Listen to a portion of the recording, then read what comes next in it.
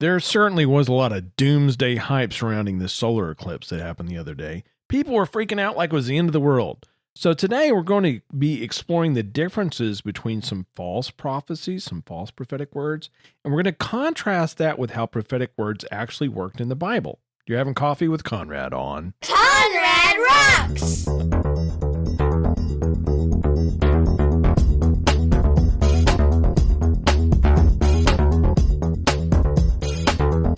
Welcome to yet another edition of Coffee with Conrad. This is Conrad from ConradRocks.net. Rocks of revelation being poured out to you. And you know, my passion is for you to have a spiritual relationship with the biblical Jesus. Part of having that spiritual relationship with the biblical Jesus is understanding the nuts and bolts of how prophetic words actually work. There has been a lot of hype surrounding the celestial event, the solar eclipse that happened on April 8th, 2024. It was getting out of control. And during the eclipse, I said, I'm going to have to podcast about this. So I want to look at some of the clues. Where are people getting things wrong? What are some of the common denominators that they're just messing up? And then we're also going to look at some prophetic words in the Bible and how those work. So we're going to get into it today. It's going to be fun. We are having coffee with Conrad at ConradRocks.net. Jesus rules! So a lot of my podcast listeners follow me because I love to dig deep into the spiritual and prophetic aspect of Christianity. I've been active in the prophetic community for decades, and I learned as I went. I went from a novice to where I am now. I'm not trying to toot my own horn, but I have learned a lot. And I do see the difference between the Old Testament standards where you stone them for getting it wrong. And in the New Testament, we see that there's prophetic mentoring going on in 1 Corinthians chapter 14. We can see here that the seasoned prophets help train the people with a prophetic gift. Now, I have experienced genuine prophetic insights, and I've also made some mistakes. I thought that some dreams were of God, and they weren't. But as we mature, this is a maturing process, and I learned a lot of discernment over the years. Now, April 8th was the solar eclipse, and prophecies were just coming out of the woodwork, and they always do when there's some celestial event. They were saying some crazy stuff like there's going to be 3 days of darkness. This was based on something obscure. I'm not really sure where that came from. People said it's definitely going to be the day of the rapture because if you take the April 8th path of the solar eclipse and then the eclipse that was apparently 7 years earlier, they coincide at a town called Rapture. Oh, okay, so that makes perfect sense. That's going to be the rapture. X is marking the spot. People were also saying that it's the sign of Jonah. You know how Jesus says you're going to get the sign of Jonah? He also said Sodom and Gomorrah, right? The sign of Lot. But anyway, apparently this eclipse went through a few towns named Nineveh, so that's where they get that. Now, we're going to be talking about the genuine prophetic experiences in the Bible, and we're going to contrast it with some false prophetic words too, just so we can see the difference. I actually made a t-shirt that says I survived 14 raptures and all I got was this lousy t-shirt. Of course, I'll include the link in the comments. But ever since I was a kid, people were talking about the rapture, and it was this unhealthy preoccupation. I was there too. I didn't want to be caught in a movie theater when I was a kid. They're like, oh, you don't want to be caught in a movie theater. Like, that's bad when the rapture occurred. So, and I started noticing that every time something happened in the sky, people would start coming up with the idea that the rapture is going to take place at any moment. Don't get me started on Y2K. That was a lot of hype. I lived through that. So basically, these are people that are taking advantage of happenstances and they're making money off of it. And what's sad is they don't have to give their money back when they're wrong from all the money they made from their books. And we're going to be talking about a couple of books today, as a matter of fact. So actually during the eclipse, I'm like, that's when I decided to do this podcast. I need to help people understand where I'm at with this and help them navigate from the fake to the real. I've learned a lot over the years. And I do believe that there's a lot of well-intentioned people out there that get caught up in these frenzies. And there's also false prophets that are simply just trying to make a buck and fleece the sheep. The false prophets, they want clicks and eyeballs, and this translates into money. So here's the deal. Whether they're well-intentioned people that are trying to truly warn the people from what they think is going to happen, or if they're a false prophet, the problem is it doesn't matter, because the people that listen to them are going to suffer the same fate. And I get that from Jeremiah 14, 15, and 16. Okay, listen to this. Therefore, thus saith the Lord concerning the prophets that prophesy in my name, and I sent them not. Yet they say, sword and famine shall not be in this land. By sword and famine shall those prophets be consumed. And the people to whom they prophesy shall be cast out in the streets of Jerusalem because of the famine and the sword. And they shall have none to bury them, their wives, nor their sons, nor their daughters, for I will pour their wickedness upon them. So you see how dangerous this is? I want to emphasize that the Bible here doesn't mention whether these were false prophets, or he doesn't make it clear that they were well-intentioned people. He just says, I did not send these people. So these well-intentioned people with PhDs in theology, they could be well-intentioned, but they're not hearing from God. God did not send them. Therefore, you can get, the same reward that they get, right? So we got to be careful.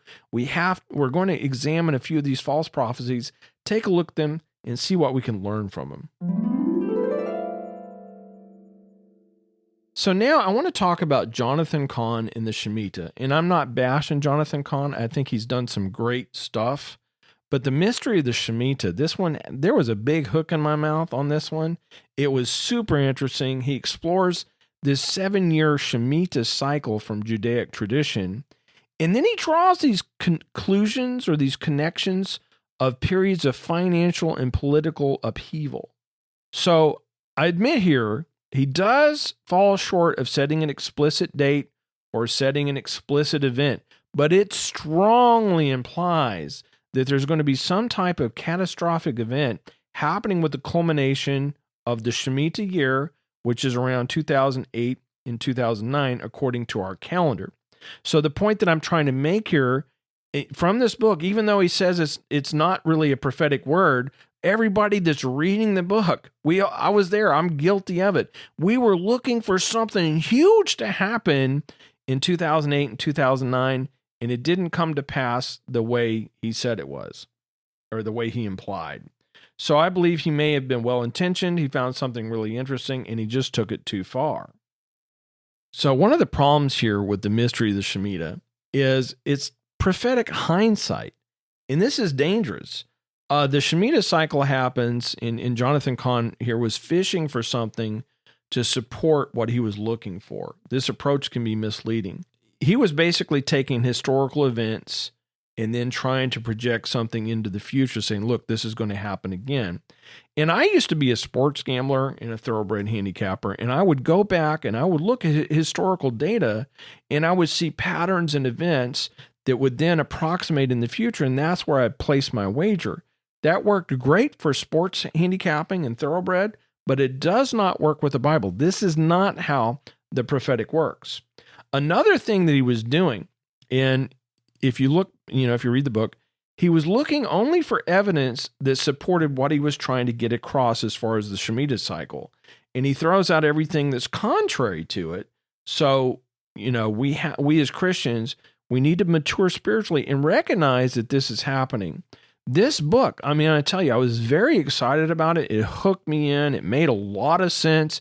He had a lot of really good, compelling evidence. I was taken in hook, line, and sinker. But 2008, 2009 came, and nothing major happened like we were expecting from reading his book. So this was an excellent learning point for me about how prophecy does not work. And again, I have nothing against Jonathan Cahn. I believe he was well-intentioned. And he did say, hey, this isn't prophetic. He did couch his words there. So.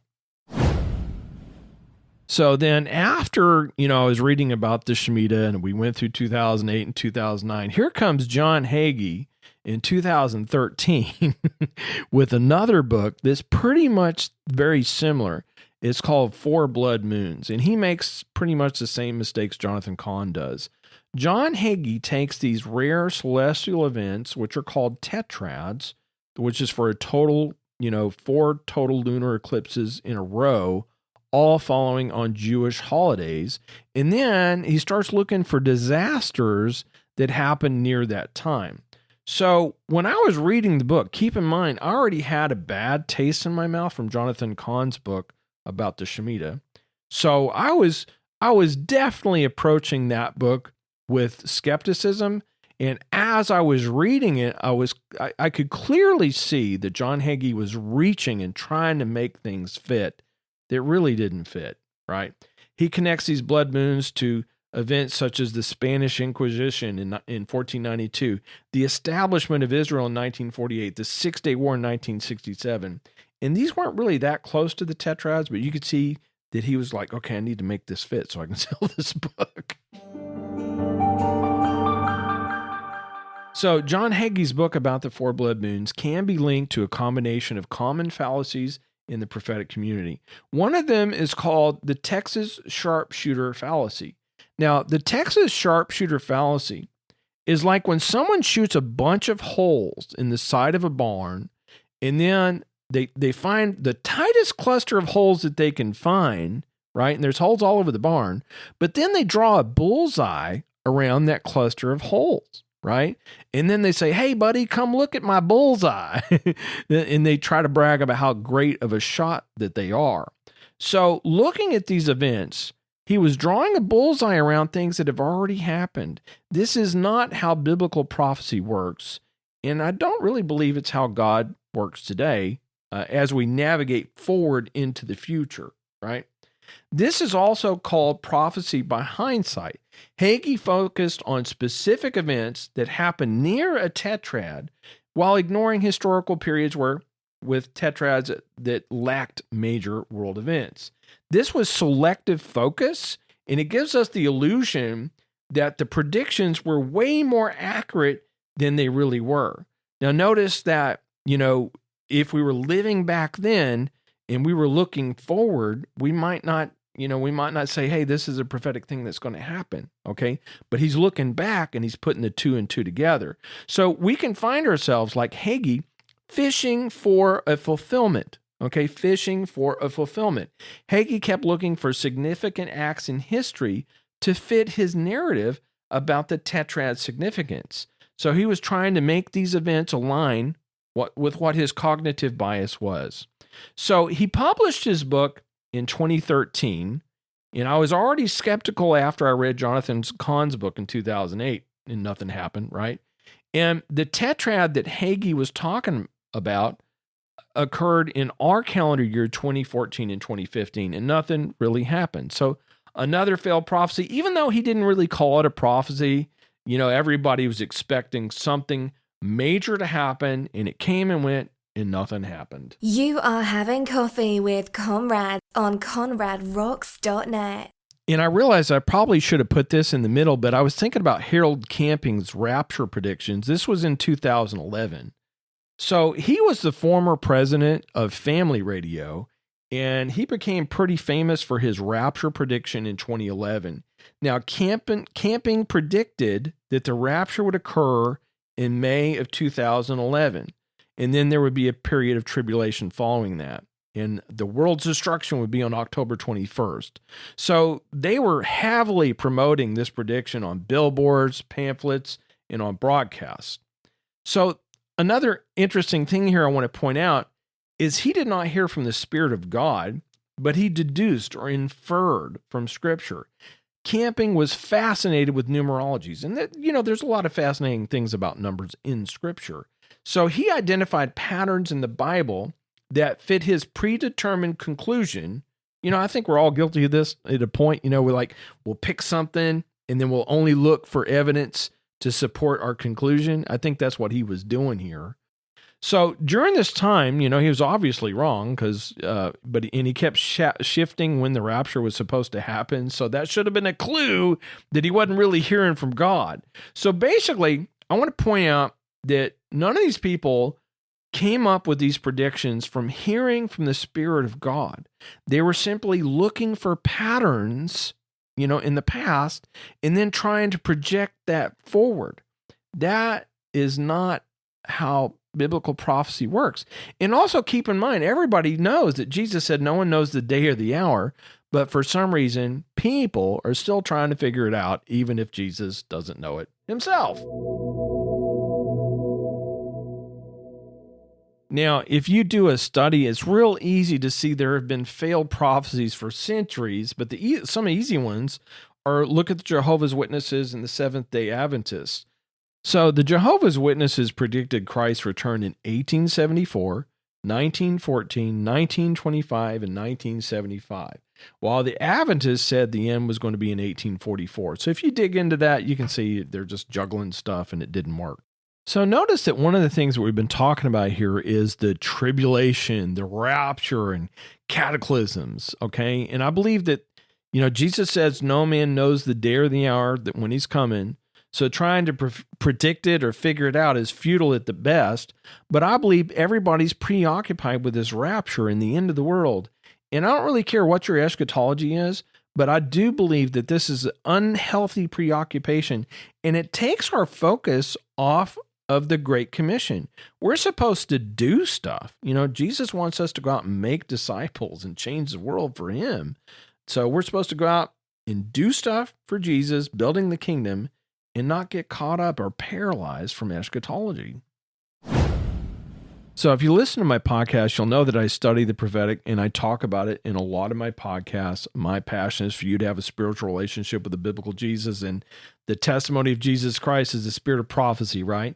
And we can learn a lot from the stuff that I talk about. But one of the things I want to focus on today is something pretty simple, which will help us develop our discernment in the prophetic words. And you're going to notice in these next few examples of real prophetic words in the Bible that God flat out talks to someone, and then there's a confirmation, and then they're emboldened to follow through.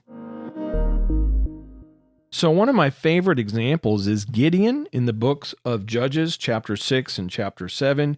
Gideon hears from an angel in the Spirit of God, and he's unsure if this is really God. So he does the famous confirmation test. This is where we get confirmations from. It's one of the most famous places.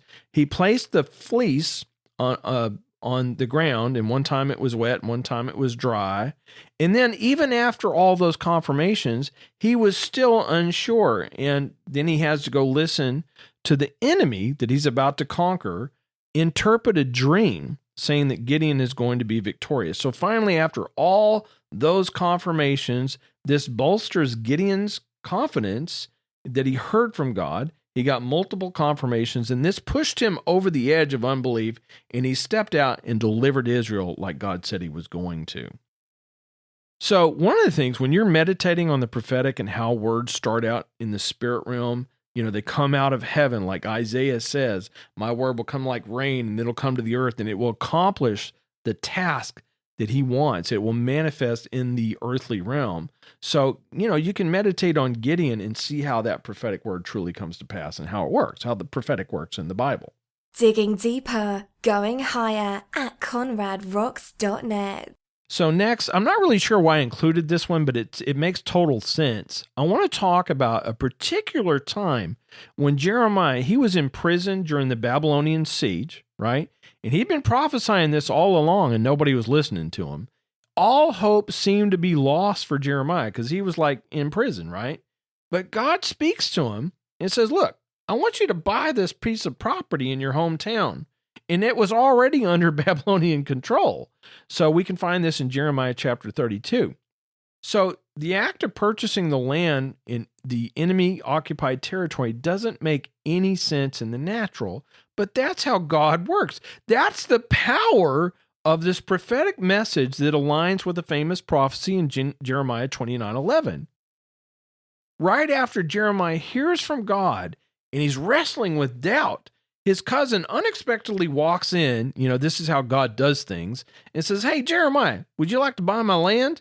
So at that point, Jeremiah heard from the Lord in the Spirit. He was wrestling with a little bit of doubt. And then right there is the confirmation. His cousin comes in and says, "Would you like to buy my land?" This bolstered Jeremiah's confidence. And this act of buying that property confirms in his mind and in the people's mind that there's hope for Israel, like he prophesied in Jeremiah 29:11. So Jeremiah, at this point, he was now putting skin in the game by, walking out this prophetic word. When you get a prophetic word, is sometimes, people will say, "Oh, that's a nice prophetic word." But Jeremiah was putting skin in the game. He actually bought the property that he was going to get back in 70 years. Isn't that crazy? But that's how God works. So another thing I want to talk about is Moses in the burning bush. Well, this is when doubts meet miracles.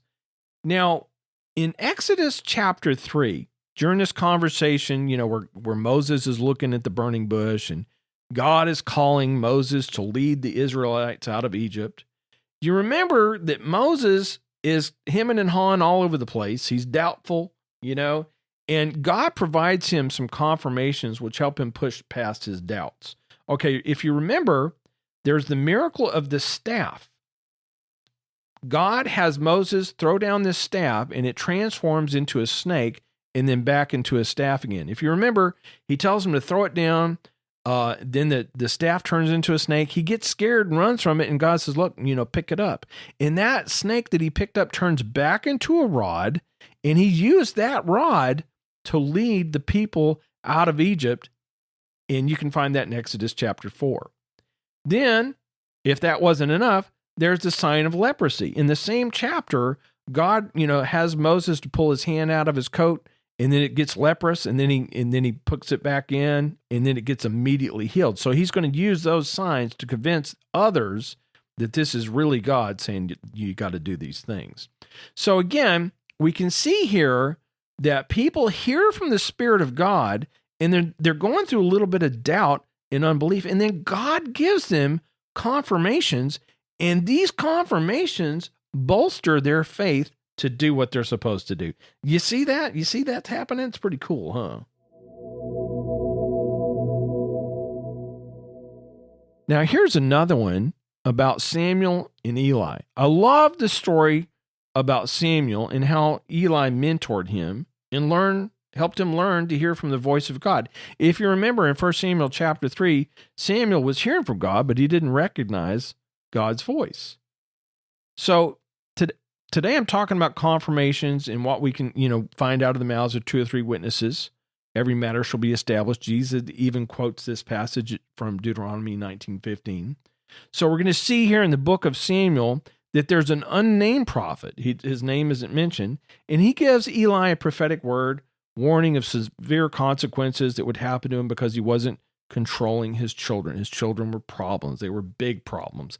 And then later, Samuel, who Eli is raising, gives Eli a similar prophetic word in a night encounter with God. So Samuel is told of what's going to happen to Eli's house, and he confirms the word of the first prophet. So I'm not really sure if Samuel knew who the first prophet was, or, but they both heard from the Spirit of God, and they both had a very similar message for Eli. So Eli was getting confirmation. He knew he was getting an actual prophetic word, and then he had to act upon it.